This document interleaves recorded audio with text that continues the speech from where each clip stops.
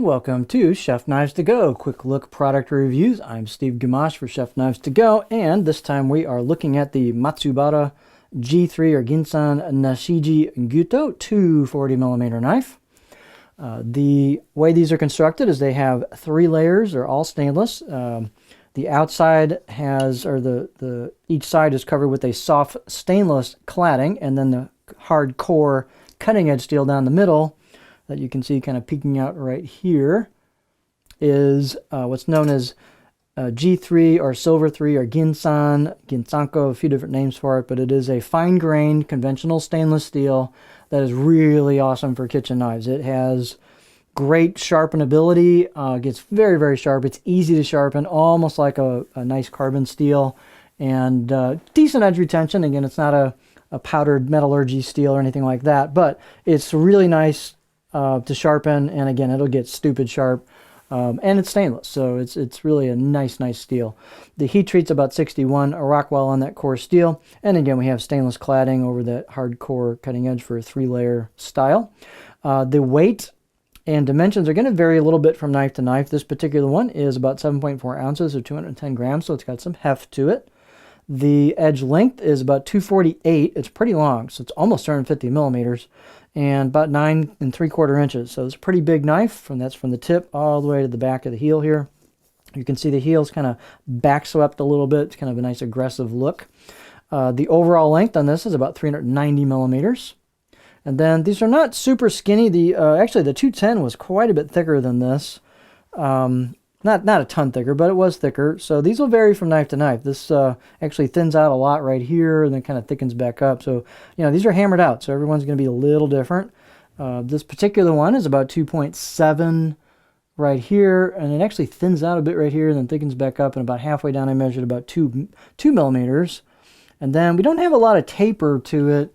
It kind of keeps the thickness there, maybe even gets up just a little right there in thickness, and then where the grind kicks in, which is super simple to see, down here is where it starts getting ground down and thinned out towards the edge.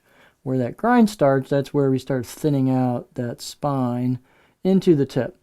And this tip has a little more meat behind it than the 210. I have just did a video on the 210. I tinkered with the 210 a little bit on the cutting board, and that went through product really quite well. This might just have a little bit less performance at the tip because it's not quite as thin, and it's got a little more meat at the edge than the 210 did. But again, every knife's going to be a little different.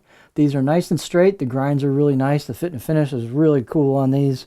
They've polished the spine and rounded it. They've done a nice job of polishing this choil back here into the neck. It's, they've taken metal off and rounded it, so they've done a lot of finish work to it. These are really pretty knives. Blade height is about 57 millimeters, so it's pretty tall, loads of clearance from the cutting board. And then the handle is just a nice looking, pretty standard octagonal rosewood with a black packawood ferrule. And this needs to be cleaned up just a little bit with some glue in there. But anyway, I get sidetracked on that. But they've done a nice glue up job here. They said there was a little extra piece there. It could be cleaned up a little bit. But nice tight glue up job. Balance point on this is going to be a little further forward because it's a big blade, and it's a wa or Japanese handle, not a lot of weight back there. So it's going to be a little bit blade heavy, blade forward. But it gives you some cutting power. And again, this is a pretty good sized knife. Let's see. Let's do our beauty shot. Every knife's going to be different, so these are very unique.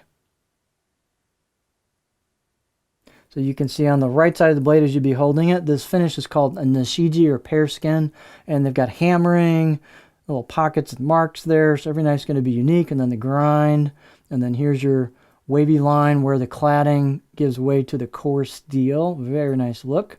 There's some embossed kanji in the back of the blade there on the right side. The left side has some good old-fashioned hand engraved or hand chiseled kanji. It's very well done.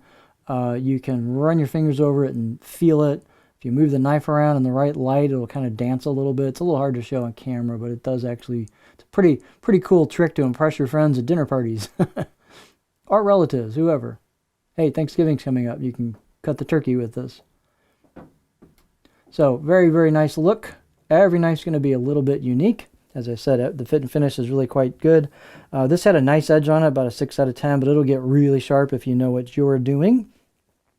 Let's look at the cutting board profile. Here we go. So this has a lot of room to work with, obviously, at 248 millimeters, but you've got a fairly flat area towards the back. It just kind of rolls into that, and then kind of just a gentle, gradual belly towards the tip. And I can get right in there on that before it starts wanting to dig the tip in. And so this will rock pretty nicely. Definitely a little chopping in the back, push-pull cuts, glide cuts. You can do some tip draws with it.